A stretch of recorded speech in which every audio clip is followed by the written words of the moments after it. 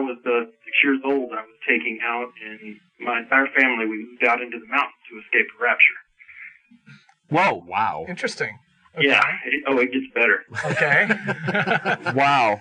Yeah? Okay, Warren, let me give you a little of my history, and then you guys can ask me details or anything you want to know, and I'll try to keep it brief and tell you exactly what all happened. Okay. Born and raised a Mormon. I have family members who are still very high-ranking members of the Mormon Church. Okay. I mean, very upper. And my father was teaching at a college in East Texas. He met this individual, we'll call him Doug. Well, this guy basically told my father there was going to be a rapture, and we had to go live in the mountains to escape. So he took me out of school. He quit his job, I guess, without telling them he was quitting. Wow. Had students sitting in their class on that Monday, I'm sure. And we hauled off to Arizona. We went out there. We lived in the mountains for 6 months, and a lot of other weird stuff happened. Huh. Now I say it was to escape the rapture. He didn't want to be raptured. Is that was the idea, or? Well, there was going to be an earthquake, and all this stuff is what he told. What year are we talking about? I'm 32 now. Okay. I would say this happened. I was taken out of first grade. Okay. Okay, Wow. so 6 years old or so. Yeah. Yeah. About that. Wow. Okay. Strange. And, we're there. Were there other people in the group? I mean, were there other people out there? Or was it just you and your? It was me, my mother, my father, my 2 younger brothers, my little sister, this individual Doug, and his 2 wives. I didn't mention he was a polygamist. Right. Yeah. There's still some of them out there, and the Mormon Church tries to not recognize them. But so now, why did your father find this man credible and choose to sort of go on this pilgrimage? My personal feeling on that is he's just weak. Uh-huh. So, well, he said, did he know, you said your father was a very powerful elder in the church. I have relatives who are. Oh, okay. Yeah. All right. My grandfather actually is a very powerful elder in the church. Right. So was this Doug? Was he an authority? I guess was he an authority? Had your father known him prior to this and was predisposed to trust him because of this? Then. It's interesting to me. I guess it's not an important detail, but I'm just. It seems to me that it would take a lot for a grown man to uproot his entire family, much more than just the word of some guy he met. He lives in the shame of it to this day. Yeah. Okay. Well, anyway. All right. Well, that sort of gets to my question, which is, how many of the folks that were involved in this? There was a total, I would say, of 9 of us. Yeah. Of those 9 people, how many came away from this experience realizing that it was all a crock? Definitely my mother, my brothers, and my sister. Uh-huh. Mm-hmm. And my father, actually, he isn't even a Mormon anymore. Yeah. Mm-hmm. Okay. So they learned their lesson. Yeah. There's, are you guys familiar with the Bible story of the guy taking the staff and hitting the rock and water came forth from the rock? Yeah. All right. That'd be Sure. Moses, right? Okay. I watched my father try this. Okay. Whoa. Huh. Wow. Yeah. Interesting. Well, I have a friend whose parents were like wacky New Agers that were convinced when he was a little kid that he was going to learn how to bend spoons with his mind, and they'd give him spoons to bend. So, just a little something for the Christians out there. We don't just only make fun of talk about the wackiness of Christianity. There's wackiness from many different sides. Yeah. Okay, so I'm sure this was a very strange experience for you at that young an age.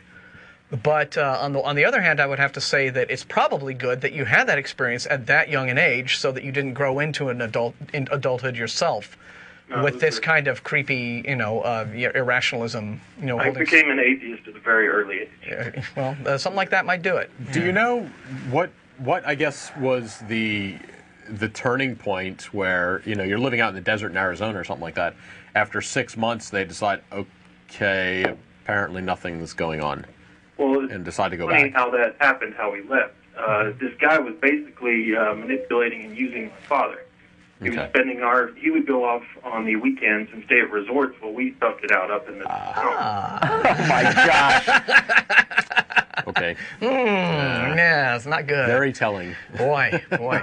Eventually, the savings ran out, and so there was no more money. Boy. So this Doug got a hold of your family's savings? Yeah, actually, he spent most of it. Wow. I guess I had to pay for those resorts somehow. Yeah. Wow. Nuts. That's just... That really sucks. So, is this Doug in prison at this Yeah, point? Well, I actually did find him, though, through some software. I found out where he's at. Yeah. So Probably a good idea I stay away from him, but... Yeah.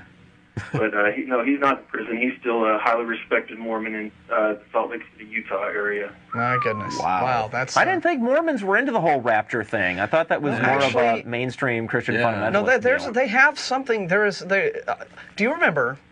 Okay, when you were host, right, and this was before the year 2000 rolled along, and the world forgot to end. But, yeah, we used to have a segment on the show when I was host called the Rapture Report. And this was back around 99, 2000, when every kind of religious person in the universe was convinced that everything was about to end. Yeah. And that provided endless hours of amusement. Yeah, because we get like 8 predictions a week of the end of the world for that week. But there was something I think that was prior to the turn of the century, where I can't remember the details exactly, but either someone in the Mormon Church, I don't know if the Mormon Church officially, but their word was going around to Mormons saying, "Get your kids out of school." Yeah. But yeah, there is something very much in Mormonism that at least takes the idea seriously. Would you guys like to know how this whole thing ended? Oh, yeah. Please. Oh, yeah. Let's hear the punchline. All right. Well, we ended up back in Salt Lake City after all the money ran out. Yeah, wow. Living with my grandparents there. Mm-hmm. And my father would not let my mother leave. Mm-hmm. And a lot of Mormons will probably get upset if I say this, but they're very demeaning to women. Very. We've heard that. You don't say. Yeah. I've seen it firsthand. Mm-hmm. Okay, but we get to Salt Lake City, and the first opportunity my mom gets, she gets the last $400 that was in the account, grabs us, and takes off back to East Texas, where divorce proceedings are immediately started. Good for her. Wow. Yeah. You go, Mom. Excellent. Smart lady. Yeah.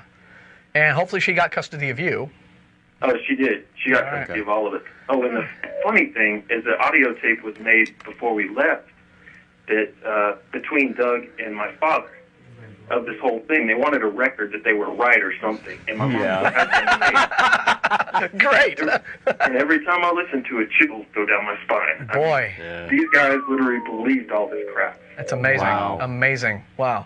Well, it's always handy when people who do stupid stuff tape record themselves doing it, or at least tape record their plans. It helps. It makes things a lot easier in court.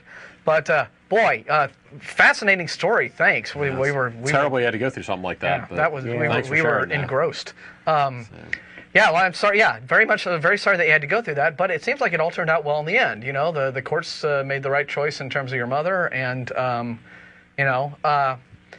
your dad. I guess thought he was a prophet. Yeah, just children and people like wives who are in positions where they, like patriarchal positions where they can't sort of make any free choices of their own. I fully sympathize with, being victimized in situations like this. But, your dad has only himself to blame, is my view, No disrespect to your family, but it was. Well, he's got himself and that other guy that talked him into it. Yeah, but I think when you're a grown adult, you ought to have those critical thinking skills in place and know when someone says, "And if you give me all your money, and come out to the mountains with me, then all will be well." There's It's crazy that he believed you. Yeah, would you buy a used car from that guy? So, well, thank you for the absorbing drama. That was boy, edge of our seats. Figured you guys would probably get a kick out of that. Yeah, well, thanks so much, and feel free to call us back anytime. Okay. Alrighty. Take care. Thanks for calling. The content of this video is produced by the Atheist Community of Austin, a nonprofit educational organization promoting positive atheism and the separation of church and state. If you enjoyed this content and are willing and able to provide a donation, please visit the website below.